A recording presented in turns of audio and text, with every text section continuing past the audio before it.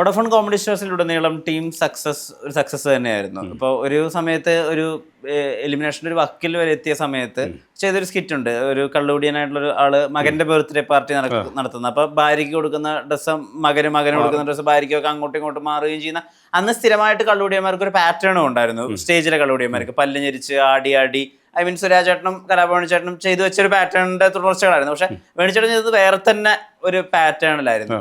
അപ്പം അത്രയും സക്സസ് ആയിട്ടുള്ള ഒരാൾക്ക് പിന്നീട് എന്ത് സംഭവിച്ചു? പിന്നീട് എന്താണ് നിറഞ്ഞു നിൽക്കാതെ പോയത്? അതൊരു ചോദ്യമായിട്ട് ആളുകൾ ചോദിക്കാറില്ലേ? അതൊരു ചോദ്യമാണ്, അതൊരു ഒന്നൊന്നര ചോദ്യമാണ്. എന്താണ് സംഭവിച്ചതെന്ന് എനിക്ക് അറിഞ്ഞുകൂടാ. ഞാൻ ആരെയും ദ്രോഹിച്ചിട്ടില്ല, മനസ്സുകൊണ്ട് ആരെയും ഞാൻ ദ്രോഹിച്ചിട്ടില്ല, സ്റ്റേജിൽ വെച്ച് ആരെയും ദ്രോഹിച്ചിട്ടില്ല. പിന്നെ എൻ്റെ പ്രശ്നം എന്ന് പറഞ്ഞാൽ ഞാൻ ഈ കോമഡി സ്റ്റാർസ് നടന്നുകൊണ്ടിരിക്കുമ്പോൾ ഈ നമ്മൾ ന്യായമില്ലാത്ത കാര്യങ്ങൾ പെട്ടെന്ന് പ്രതികരിക്കുന്നൊരു സ്വഭാവം എനിക്കുണ്ട്. ഒരു പക്ഷേ എൻ്റെ ജീവിതത്തിൽ പറ്റിയ പരാജയങ്ങളൊന്നും അതായിരിക്കണം. മുയലിനെ കാണിച്ചിട്ട് ആനയെന്ന് പറയുന്നത് നമ്മളത് സമ്മതിക്കണം. അങ്ങനെ പോയാൽ ഒരുപക്ഷെ രക്ഷപ്പെടാൻ പറ്റും. നേരെ പോ ഇവിടെ പറ്റത്തില്ല. പക്ഷേ ഈ സിനിമയിലായാലും എല്ലാ മേഖലയിലുള്ള ഒരുപാട് പേരുമായിട്ട് വളരെ അടുത്ത് ബന്ധമുണ്ട്. അവരൊക്കെ സിനിമ എടുക്കുമ്പോൾ നമ്മുടെ പേരൊക്കെ പറയാറുണ്ട്, ചർച്ചകളിൽ നമ്മുടെ പേര് വരാറുണ്ട്. പക്ഷേ സിനിമ ആകുമ്പോഴത്തേക്കും നമ്മൾ കാണില്ല. അതെന്താണെന്ന് എനിക്ക് അറിഞ്ഞുകൂടാ. ഞാൻ അതിനെക്കുറിച്ച് വിശദമായിട്ടൊന്നും അന്വേഷിക്കാൻ ഒന്നിനും പോയിട്ടില്ല. പെട്ടെന്നൊരു മാറ്റമായിരുന്നു. എല്ലാവരും ചോദിക്കാതെ എന്ത് പറ്റി, നിങ്ങളെന്താ ഫ്രെയിമിൽ വരാത്തത്, നിങ്ങൾ മാത്രമേ ഉള്ളൂ ഇല്ലാത്തതെന്നൊക്കെ ചോദിക്കാറുണ്ട്. ശരിയാ, എന്തോ പറ്റി, എങ്ങനെയോ പറ്റി. വരും, വരാതിരിക്കത്തില്ല, വരണം, തിരിച്ചു പിടിക്കണം. ഈ വോഡഫോണിൽ ഹിറ്റായിട്ടുള്ള എല്ലാ ആളുകളും പിന്നീട് അതിന് തന്നെ വേറെ പകർപ്പുകളായിട്ടുള്ള റിയാലിറ്റി ഷോകളിൽ മാറി വന്നു. ഈ പല വിധത്തിലുള്ള സ്റ്റേജ് പ്രോഗ്രാമിൽ വന്നു. ഒരുപാട് പേർ സിനിമയിലും വന്നു. അതിൽ നിന്ന് വന്ന ആളുകളൊക്കെ തന്നെയാണല്ലോ നോബി നെൽസൺ, ബിനോയ് മണി, എല്ലാവരും.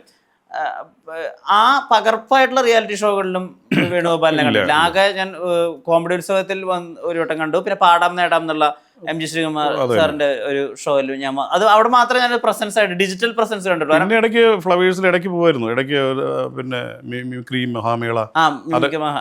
പക്ഷെ അതും വളരെ റയർ ആയിട്ടാണ്. പിന്നെ സിനിമയിൽ ഒരു എപ്പിസോഡും ഉണ്ട്. അതായത് ഡിജിറ്റൽ സാന്നിധ്യം, അതായത് വേണു നരിയപുരം നടിച്ചാൽ വരുന്ന കാര്യങ്ങളൊക്കെ സ്റ്റേജ് ഷോയില് വേറെ ആരൊക്കെയോ എടുത്ത വീഡിയോസ് ഒക്കെ.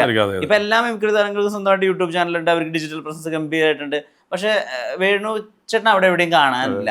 അതെന്താ എന്താണെന്ന് ഞാൻ എന്നോട് തന്നെ ചോദിക്കാറുള്ള കാര്യം. അതെന്തോ എനിക്കറിഞ്ഞുകൂടാ. ഞാൻ പറഞ്ഞില്ല, ഞാൻ ആരെയും ദ്രോഹിച്ചിട്ടില്ല, മനസ്സുകൊണ്ട് ദ്രോഹിച്ചിട്ടില്ല. പിന്നെ ഇതൊക്കെ പറഞ്ഞ ഒരു കയറ്റവും ഒരു ഇറക്കവും ഉള്ളതുപോലെ ഞാനതിനെ അങ്ങനെ കാണുന്നു. ചിലപ്പോൾ ഇനി അടുത്തതൊരു കയറ്റത്തിനുള്ള സമയമായിരിക്കാം. ചിലപ്പോൾ ഈ ഇൻ്റർവ്യൂ കാണുന്നവർ നമ്മളെക്കുറിച്ച് വീണ്ടും അറിയാനും നമ്മളെന്താണെന്ന് അറിയാനും ഒക്കെ സാധിക്കുമായിരിക്കും. പിന്നെ പൊതുവെ ഒരു വർത്തമാനമുണ്ട്, ഭയങ്കര ജാട അഹങ്കാരിയാന്നൊക്കെ പറയും. അത് ഈ ലോകത്തുള്ള സകല ആർട്ടിസ്റ്റുകളും പറയുന്നൊരു കാര്യമാണ്, മുട്ടിഞ്ഞ ജാടയാകും. പക്ഷേ എൻ്റെ കൂടെ 1 മണിക്കൂർ ഒന്ന് അടുത്തിരുന്നെങ്കിൽ മാത്രമേ ഞാൻ എന്താണെന്നുള്ളത് അവർക്ക് വ്യക്തമാകത്തുള്ളൂ.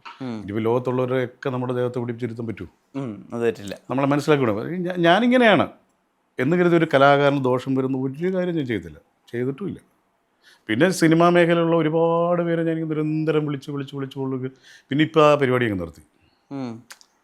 എല്ലാത്തിനോടൊരു മടുപ്പ് തോന്നുന്നൊരു സമയം വരുമല്ലോ നമുക്ക്. അങ്ങനൊരു ഏറിയയിലോട്ട് പതുക്കെ സഞ്ചരിച്ച് വരും ഞാൻ. പക്ഷേ ഇപ്പം ഞാൻ വാമായി വരികയാണ്, സ്റ്റേജ് പ്രോഗ്രാംസും ഒക്കെ ആയിട്ട്. ഒരു നിരാശ ബാധിച്ച സമയം ഉണ്ടായിരുന്നു? നന്നായിട്ടുണ്ടായിരുന്നു. ഇപ്പോഴും ഉണ്ട്, ഇല്ലെന്നില്ല, ഇപ്പോഴും. പക്ഷേ എനിക്ക് ഈ പിന്നെ സന്തോഷം എന്ന് പറഞ്ഞാൽ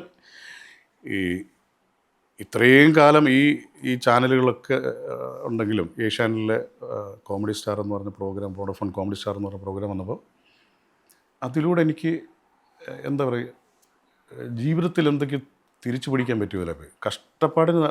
ഭയങ്കര കഷ്ടപ്പാടിനകത്ത് വളർന്നു വന്ന ഒരാളാണ് ഞാൻ.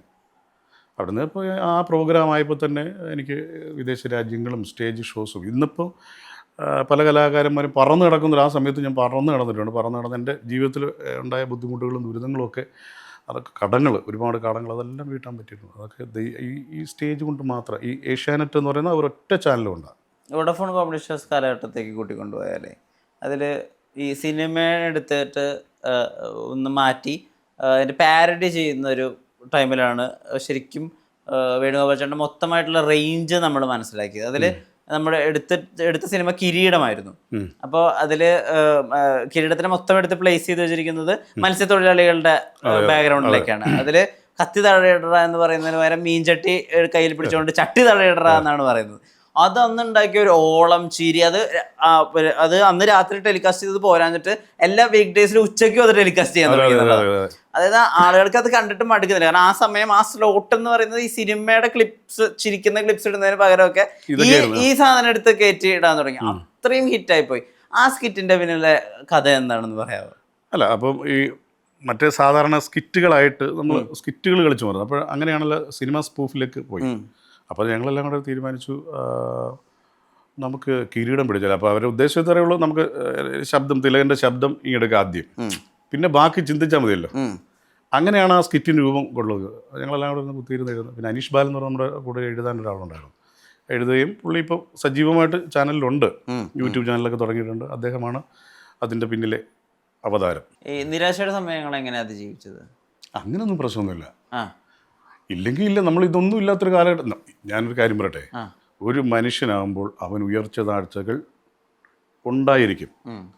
പക്ഷേ ഈ ആ സമയത്തെന്ന് പറഞ്ഞാൽ നിരാശ ഉണ്ടായിരുന്ന എല്ലാവരും ഞാൻ മാത്രം എന്താണ്, എനിക്ക് മാത്രം എന്തോ ഒന്നും ഈ അവസരങ്ങൾ നിശ്ചയിച്ചു പോകുന്നത്. ഞാനപ്പോൾ വിചാരിച്ചു, ഇനി എൻ്റെ അഹങ്കാരം കൊണ്ടാണോ ഞാൻ അങ്ങനെ മറ്റുള്ളവർ പറഞ്ഞു വരുത്തി ഞാൻ ഭയങ്കര ഞാൻ മുമ്പ് പറഞ്ഞു ഭയങ്കര ജാടയാണ്. അപ്പം അങ്ങനെ കേട്ട് എല്ലാവരും അവന് അത് മറ്റേ പുള്ളി എല്ലാവരും പറയുന്നത് ഭയങ്കര ജാട. ചിലപ്പോൾ അങ്ങനെയൊക്കെ ആയിരിക്കും വഴി തെറ്റിപ്പോയത്, റൂട്ട് മാറിപ്പോയത് അങ്ങനെയാണെന്നാണ് എൻ്റെ വിശ്വാസം. പലരും അങ്ങനെ എൻ്റെ അടുത്ത് സൂചിപ്പിച്ചിട്ടുണ്ട്. പിന്നെ ഈ വോഡഫോൺ കോമഡി സ്റ്റാറിലെ ഒരു പ്രോഗ്രാം, പുതിയൊരു പ്രോഗ്രാം അവിടെ ആസൂത്രണം ചെയ്ത് നിൽക്കുമ്പോൾ കണ്ണൂരിൽ നിന്ന് 2 പയ്യന്മാർ വന്ന് ആ ഹോട്ടലിൽ ഇങ്ങനെ ഇരിക്കുക. അന്ന് അവർക്ക് സ്ക്രീൻ ടെസ്റ്റാണ് അല്ലേ. അപ്പം ഈ വന്ന ഒരു പയ്യൻ എന്നെ കണ്ട് ഇങ്ങനെ, അവൻ്റെ മുഖത്തിൻ്റെ ഷേപ്പ് അതുപോലെ ഇങ്ങനെ ഇരിക്കുക. എന്നെ കാണുമ്പോൾ മുഖം മാറ്റും. എന്തോ അയാൾ ഒരിക്കൽ പോലും എന്നോട് സംസാരിച്ചിട്ടില്ല, കണ്ടിട്ടില്ല. അയാൾ ടി വിയിൽ അന്ന് കണ്ടിട്ടുണ്ടാവാം. പക്ഷെ എന്തോ എന്നോട് എന്നെ കണ്ടപ്പോൾ അയാൾക്കൊരു ദേഷ്യം പോലെ തോന്നി. കുറച്ച് ഏറെ നേരം കഴിഞ്ഞ് ഞാൻ ചോദിച്ചു, സുഹൃത്ത് എവിടെ നിന്ന് വരുമെന്ന് ചോദിച്ചു. പിന്നെ ഞാൻ കണ്ണൂരുന്നു. എന്നിട്ട് ഞാൻ ചോദിച്ചു, നിങ്ങൾ എപ്പോഴും എവിടെ എത്തിയെന്ന് ചോദിച്ചു. കാരണം ഈ വരുന്നവർക്കാർക്ക് അവിടെ വാഷ്റൂമോ അല്ല റൂമൊന്നും അവിടെ അറേഞ്ച് ചെയ്തിട്ടില്ല. ഞാൻ പറഞ്ഞു, വാഷ്റൂമിൽ വല്ലതും പോയിട്ടില്ലെങ്കിൽ തന്നെ എൻ്റെ മുറിയോട് കഴിഞ്ഞാൽ പറഞ്ഞു താങ്കളോട്. ഇവനെന്നെ പെട്ടെന്ന് നിങ്ങൾ ഇത്രയും ദൂരം സഞ്ചരിച്ച് വന്നതല്ലേ, 103-ാമത്തെ റൂമിൽ പോയിട്ട് നമ്മൾ കുളിക്കുക, അവിടെ തോർത്തുണ്ട് എല്ലാം ഉണ്ട്, ടവലെല്ലാം പോയി കുളിച്ചിട്ട് ഇറങ്ങും. ഞാൻ ചാടി എഴുന്നേറ്റിട്ട് എനിക്കൊരു ഷെയ്ക്ക് ഹാൻഡ് തന്നെ ഇങ്ങനെ കെട്ടുപോയി. ഞാൻ പറഞ്ഞു, ചേട്ടാ നിങ്ങളെ കാണുമ്പോൾ ഞാൻ വിചാരിച്ചു നിങ്ങൾ ഭയങ്കര ജാടയായിരിക്കും, അഹങ്കാരിയായിരിക്കും. എന്നിട്ട് അവനെ വിളിച്ച് അവൻ ഫ്രഷായിട്ട് വന്നപ്പോൾ താഴെ ഹോട്ടലിൽ കൊണ്ട് ഞാൻ ഭക്ഷണം വാങ്ങിച്ചു കൊടുത്താണ്. ഒരു നേരം ഒരാൾക്കെങ്കിലും ഞാൻ ഭക്ഷണം വാങ്ങിച്ചു കൊടുക്കും. കാരണം ഞാൻ പട്ടിണി കിടന്നിട്ടുണ്ടെന്നേ, പട്ടിണി ഒന്നൊക്കെ കിടന്നിട്ടുണ്ട്. ഒരുപാട് കഷ്ടപ്പെട്ട. ഞാനൊരു ബാല്യകാലം മുതൽ കഷ്ടപ്പെടുന്ന ഒരാളാണ്. കഷ്ടപ്പാടെന്ന് പറയുമ്പോൾ എല്ലാവർക്കും അത് ഉണ്ടാവാം, പക്ഷേ എന്നെ സംബന്ധിച്ച് ഇത്തിരി കൂടുതലായിരുന്നു. പിന്നെ എൻ്റെ സഹോദരി വിവാഹം കഴിച്ചു വിടുന്നു. പെട്ടെന്ന് പറയാം, സഹോദരി ഭർത്താവിനെ ഗൾഫിൽ വിടുന്നു. ഗൾഫിൽ വെച്ച് പുള്ളിക്ക് ഒരു ആക്സിഡൻറ്റ് ഉണ്ടാകുന്നു.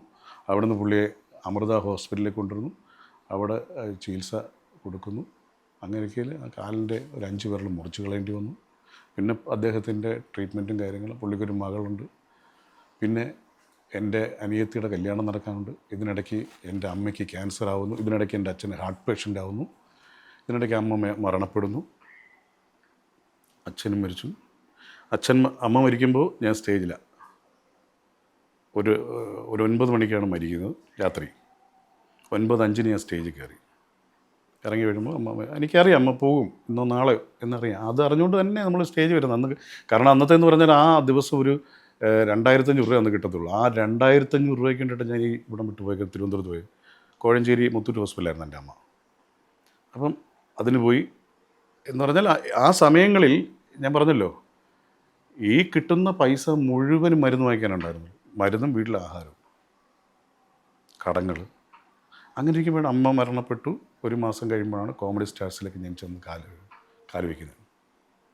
പക്ഷെ അവിടെ നിന്ന് അങ്ങോട്ട് ദൈവം എല്ലാത്തിനും കടങ്ങൾ വീട്ടാനും ഒക്കെ ഇഷ്ടം പോലെ തന്നു. ഒരുപാട് പേരെ ഞാൻ സഹായിച്ചിട്ടുണ്ട്, വീട് വെക്കാൻ സഹായിച്ചിട്ടുണ്ട്. ഞാൻ ഈ കോമഡി സ്റ്റാർസ് നിൽക്കുന്ന സമയത്ത് എൻ്റെ വീട്ടുകാരോ നാട്ടുകാരോ അല്ലെങ്കിൽ നമ്മൾ ആരോടും പറയാതെ തന്നെ എത്രയോ പേര് വീട് വെക്കാൻ, കല്യാണത്തിന്. ആ സമയത്തൊക്കെ ആൾക്കാർ വിചാരം ഞാൻ ഈ കോമഡി സ്റ്റാർസ് നിൽക്കുന്നത് കോടിക്കണക്കിന് രൂപ ഇങ്ങനെ വന്നുകൊണ്ടിരിക്കും. കാരണം അവർ തെറ്റിദ്ധരിക്കുന്ന കുറ്റമില്ല. ഞാൻ ആ സമയത്ത് ഒരു കാറ് വാങ്ങിക്കുന്നു. കാറൊക്കെ വാങ്ങിക്കുന്നു പറയുമ്പോൾ ഭയങ്കര ഞെട്ടല. പെട്ടെന്ന് നിമിഷ നേരം കൊണ്ട് അത് കാറ് വാങ്ങിച്ചെങ്ങനെയാണെന്ന് എനിക്കറിയത്തുള്ളൂ. സൗത്ത് ആഫ്രിക്കയിൽ ഒരു പ്രോഗ്രാമിന് പോയി അവിടെ നിന്ന് കണ്ട് 1-2 ലക്ഷം രൂപ 2 ലക്ഷം രൂപ. അത് കഴിഞ്ഞ് ആ സൗത്ത് ആഫ്രിക്കയിൽ പോയിട്ട് വന്ന് പിറ്റേ ദിവസം ഞങ്ങളുടെ പത്തനംതിട്ട അസോസിയേഷൻ കുവൈറ്റിലൊരു പ്രോഗ്രാം. അവിടെ ചെന്ന് അവരുടെ പൈസ ഇതെല്ലാം കൂടെ വന്നപ്പോൾ ഒരു കാറ് അത്യാവശ്യം പൈസയായി. അപ്പോൾ തന്നെ കാറ് വെച്ചു. ആ സമയത്തെന്ന് പറഞ്ഞാൽ ആ കാറ് വാങ്ങിക്കാനുള്ള പ്രധാന കാരണം എന്ന് പറഞ്ഞാൽ എൻ്റെ പരിപാടിയുടെ കൂടുതലായിരുന്നു. കാരണം എങ്ങും ഓടിയെത്താൻ വരുന്നില്ല. ആ സമയത്ത് ഈ നല്ലപോലെ പ്രോഗ്രാം ചെയ്തത്, നന്നായിട്ട് പ്രോഗ്രാം ചെയ്തത്. അപ്പോൾ എനിക്ക് കറക്റ്റ് സമയത്ത് ഓരോരുത്തർക്ക് ഓടിയെത്താൻ. രാവിലെ 10 മണിക്ക് എവിടെയെങ്കിലും കോളേജിലോ സ്കൂളിലോ ഫംഗ്ഷൻ കാണും, ഉച്ചയ്ക്ക് ശേഷം എവിടെയെങ്കിലും കാണും. അപ്പോൾ നല്ല ഡിസ്റ്റൻസ് കാണും. ഇതെങ്ങനെ ഓടിയെത്തുക എന്നുള്ളത് നമ്മൾ ഡ്രൈവറെ ഒന്നും വെച്ചിട്ടൊന്നുമില്ല. അതിൻ്റെ ഒന്നും അത്രയൊന്നും ആഡംബരമൊന്നും കാണിക്കേണ്ട കാര്യങ്ങളുള്ളൂ. കാരണം ഒരാളെ വെച്ച് കഴിഞ്ഞാൽ ആ ആൾ നമ്മുടെ കൂടെ വരുമ്പോൾ അയാൾക്ക് പല കാര്യങ്ങളുണ്ടാകും. ചിലപ്പോൾ നമ്മൾ ഈ വരുന്ന വഴിക്ക് നമ്മുടെ ഒരു സുഹൃത്തിൻ്റെ വീട്ടിൽ കയറി 1 മണിക്കൂറോ 2 മണിക്കൂറോ ചിലപ്പോൾ സ്പെൻഡ് ചെയ്തത് നമ്മുടെ ബാല്യകാലത്ത് നമ്മളോടൊപ്പം നിന്നവരായിരിക്കും. അപ്പോൾ ഈ ആൾ പുറത്ത് നിന്ന് ഭയങ്കരമായിട്ട് മുഷിയും. അതുകൊണ്ട് നമ്മൾ ഒറ്റൊരാളെ കരുതില്ല, ഒറ്റയ്ക്ക് പോവുക, പരിപാടികൾ നടത്തുക, തിരിച്ചു വരിക, അങ്ങനെയായിരുന്നു. ആ കാർ കൊണ്ട് ഒരുപാട് പേർക്ക് ഗുണമുണ്ടായിട്ട് ഒരുപാട് പേരെ ഞാൻ മെഡിക്കൽ കോളേജ് കൊണ്ട് രക്ഷപ്പെടുത്തിയിട്ടുണ്ട് ഇവിടെ ഈ നാട്ടിൽ നിന്ന്. അപ്പോൾ അതൊക്കെ എന്നെ സംബന്ധിച്ചിടത്തോളം വലിയ ഭാഗ്യങ്ങളാണ്, വലിയ ഭാഗ്യങ്ങളായിട്ട് കാണുന്നത്.